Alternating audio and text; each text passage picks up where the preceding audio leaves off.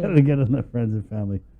I'm gonna get on Lieutenant Governor's friends and family. Have a good day, okay? Thank you, Doc. Okay. Appreciate it. And be safe. Okay, Bye-bye. Take care. All right, 7:53. Let's go back into the Zoom room where we have Administration Director Ed Birn standing by. Thank you, Ed, for your patience, and good morning. Unmute. Good morning, Chris. Good morning, Sabrina. Good morning. Thank you. That was a very important conversation with the doctor. So Yeah. I'm glad that you had. Have you got the vaccine yet, Ed? If you don't Yes, mind. I have. Okay. Both doses? Yes, but I'm a fully fledged member of the over 60s club. So. Any reaction? Did you have any reaction to either of the shots? Yeah, a swollen arm, which I get with the regular flu shot. Right. And just feeling kind of pretty tired the following day. But I'm over that now, and I'm very glad to have it. And like the doctor said, get it as soon as you can. What about your staff? Well, we're in the next line. We're behind the nurses and the teachers. Mm-hmm. And I think we're still in 1C, but I think we're at the lower end of 1C. So they'll come up for consideration, I think, pretty shortly. What's going on at Department of Administration? Well, we're still here, right? I mean, we've been basically open ever since March the 10th, trying to keep things going, and we're here. We've now got everything open here. All our customer service windows are open on the first, second, and seventh floor. So we've got full service here. Everybody's back, and we're hoping to start the new year and keep on that way right through the whole year, and not have, really, we don't want to go back into another shutdown. And based upon what I'm seeing at the moment, we're well on track to keep going and get the island vaccinated, Mm-hmm. and make sure that we're all operating at full strength. Mm-hmm. All right. Could we start with the CARES Act, CARES 1? Has everything been spent already? Yes, basically, it was interesting, Sabrina, with the CARES Act. We got it in kind of mid-April, and as we were around about sort of July, August, everyone was so nervous, saying, "Oh, why aren't you spending it? You're never going to spend it all. You need to get that money out there." And when we got to the end of December, I think we planned it pretty well. We basically spent everything. We didn't know at that time, of course, that the date for the expiry of expenditure was going to be expended. Mm-hmm. So we were aiming to spend basically the 117 million by the end of last December. Mm-hmm. We have a few trailing costs going through, but basically yes. Mm-hmm. What about did we get how much did we get for CARES 2? Well, we haven't got CARES 2 yet. Nothing that came directly to the governor in the same way. That's what's being considered in President Biden's 1.9 trillion new plan. Is further direct aid to the states and territories, and we're very hopeful that we're going to get some more money from that. Mm-hmm. But it hasn't even got to Congress yet. But is there like an estimated ballpark figure based on what? I only read the newspaper report yesterday, Okay. and there was something like 350 billion, I believe, going to states and territories, but they didn't say how they were going to divide Break it up. it down, yeah. Let's go into bereavement payments. How much has been paid out? It was 20 million. Was it 20 million that was set aside, or 10 million set aside? Well, yeah, no, it was actually originally it was $1 million that was set aside. Unfortunately, we've exceeded that. The death toll, unfortunately, is currently 129. As of Friday, we've we've sent out payments for 130 payments. So it always lags the the actual reported deaths by a little bit. So I expect to get those claims come in the next week or two. But you said 128 payments were made out? Last night there was yesterday there was another death report, Right. 129.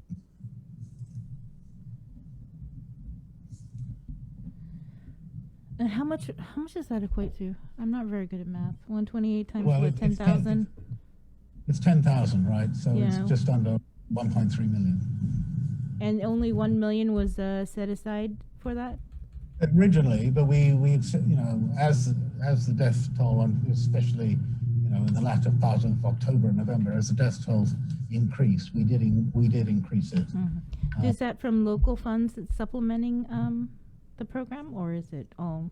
No, that's from that was from CARES Act funds. It was, okay. Of course, they're no longer available to us, so we have to consider how we're going to deal with that. How much? So that's part of the budget. I don't know if you asked this already, Bri, but how much CARES Act money did we not spend? Nothing. We spent it all. Okay. Yeah. Yes.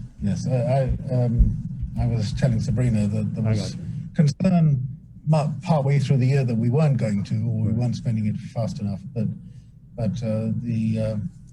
Lester Carlson and I were pretty sure that we were going to get through it. Do you have where's the breakdown of where the money was spent? Is it already posted or sent over to the governor's office? Up to November, it's on the governor's website, and we are just preparing the December report now. It'll be posted on the governor's website shortly. Is the DOA responsible for making the payments for the RISE Act? DOA is responsible for every payment, but it's not responsible for the processing of the payment. So very often, whether it's RISE or MacGuffin or the help that got through GIDA to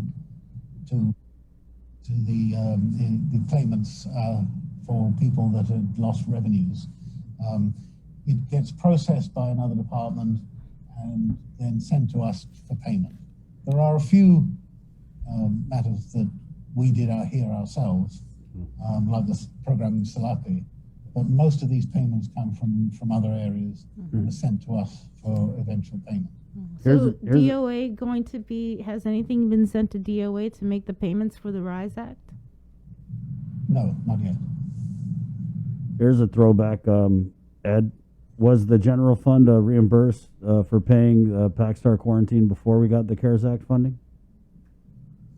For paying, sorry, I didn't catch. For You know how reimbursed for for paying the Packstar quarantine before we got the CARES Act funding? Basically, yes. So far, all the quarantine, if you're talking about the quarantine isolation facilities, yes, they've been paid for with CARES Act money. So the general fund money we used to secure Packstar way back in March? Yeah, there really wasn't a whole lot of, because we got the CARES Act money in April. I see. And the quarantine facilities really only opened kind of in the middle to end of March. So by the time we got those, the CARES Act money really was available. Did you ask about overtime? No. Oh, we're hearing DOC's a little bit behind. Yeah, my favorite subject. I know. don't get mad. Every time you ask me, Chris and Sabrina, I say this. It's the policy of DOA to pay overtime as it's incurred. And indeed, in December, with the effective date being the second pay period in January, we wrote to all the agencies saying, it is our policy that you report overtime at the same time as you report your regular time worked. And actually, we had a pretty good response from that, with the exception of two agencies, one of which was DOC, but DOC have told us that they are going to fall in line and comply. Meanwhile, we're trying to catch up with the backlog, but we can't pay overtime if the overtime's not reported to us. And I think we're just waiting for 2 pay periods. And as soon as we get it, we'll pay it. So have you sent any or letters out, or what agencies have you sent letters out to tell them to turn in their paperwork? I sent out an organizational memo from here to the agency directors. Which ones? All of them. It was just it went out to, it was a general memo that went out to all agency directors and had the standard timesheets attached, because we were getting reports with different styles of timesheets, which made things hard here. So we reminded people there's a standard timesheet to fill out. We attached it to that memo and sent it out to all I think it's all 27 of our agencies. How frustrating is it, though, that you're having to do this, considering we've been dealing with this pandemic and responding to this pandemic for over 9 months? You would think by now we'd have it, down pat. Yeah, you're right. But I've learned not to get too frustrated by anything. Otherwise, I'd never get anything done. It's just a matter of persistence and making sure, paying overtime is something that happens around the world. There really is no reason why we can't just conform with the regular process. It's just been, in the past, there were rather more severe funding issues. Those were the days of the deep deficits, but we've got through that to the point, and we had all this additional federal funding. So there really is no reason not to report overtime as it's worked. And as I say, we're working on it, and so far the results have been pretty successful. Let me break in here, guys. It's 8:06. We're at KUAM FM. Agotnia, Guam. To our viewers on KUAM TV, jump over to our Facebook live feed. As always, there's a whole bunch of great stuff coming up on KUAM TV. You could also catch us on the radio here at The Breeze 93.9. My name is Chris. I'm Sabrina. KUAM TV land está adios.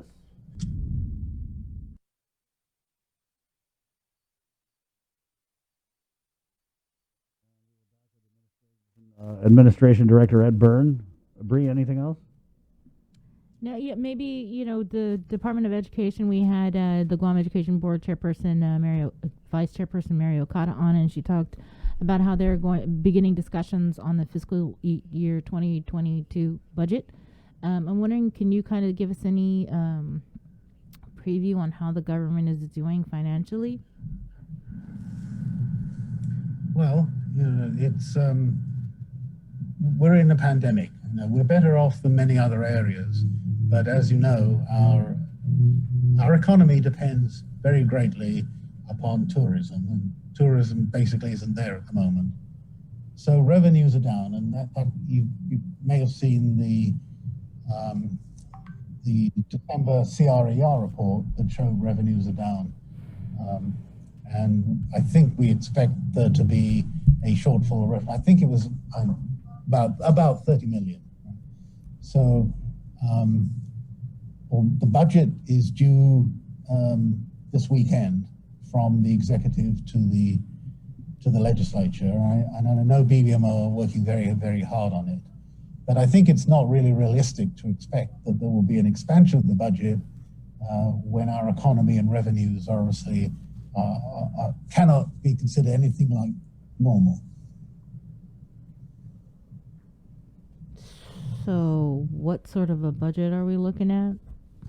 Well, that's what BBMR is working on now. So, I'm going to let them speak to that. But obviously, we have both the executive and the legislature have a responsibility and indeed a statutory authority to present a balanced budget. So if revenues are down, clearly there's going to be some reduction or at least stabilization of expenditures. All departments obviously feel that they deserve to be better funded. And without a doubt, any department, including DOE, could easily spend a whole lot more money improving facilities or improving processes. but unfortunately, if there's also been some pressure from the legislature to reduce gross receipts tax, and of course that also doesn't obviously point in the direction of increasing budgetary amounts to anybody. So I suggest we just let BB&R do their work, get through I'm sure they'll be working through the weekend. Get through the weekend, and we'll have an executive budget request to talk about next week. Did you say a $30 million shortfall for the current fiscal year budget? Yes, for the current year. I think it's 30. Okay. So if we thought the cuts were pretty deep for this fiscal year budget, you ain't seen nothing yet. Yeah. Yes, I mean that's just the reality, right? Fortunately, this year we've had more than usual amount of federal funding to bolster up. It not only bolstered up the economy, but it also bolstered up the government's budget. As we spoke earlier, I hope there will be some additional federal funding this year, not just to individuals through the stimulus, which obviously helps individuals in the economy, but also nothing works as well as a direct payment to the state or territory. And I know all the states and territories are hoping to get this additional funding. Well, I'm sure you and Lester talk all the time. So are we looking at any sort of, I don't know, furloughs? Reorganization, hiring freeze. Yeah. Well, I don't know. We may talk all the time, but I haven't seen the actual report yet, because I know he's working hard at it. Furloughs is one of the last things you want to do in any type of business. Well, what's the first thing? You'd have to get rid of unclassified first anyway, right? Yes, yeah. Well, the first is not necessary to consider people. I mean, the first is to improve efficiencies. Right. I'm sure many of your hours on air are taken up with people complaining about the level of government service, and it's kind of not realistic to expect that that's going to improve if you reduce the number of people. So that's a balance. Well, they complain about unnecessary hiring as well. Right. And I think when we had the Talina Nelson on, and she was on with the speaker, I believe they were talking about cutting luxuries. And so one of the examples. I got your revitalization. Yeah. Was there another example? That was the first one. Yeah.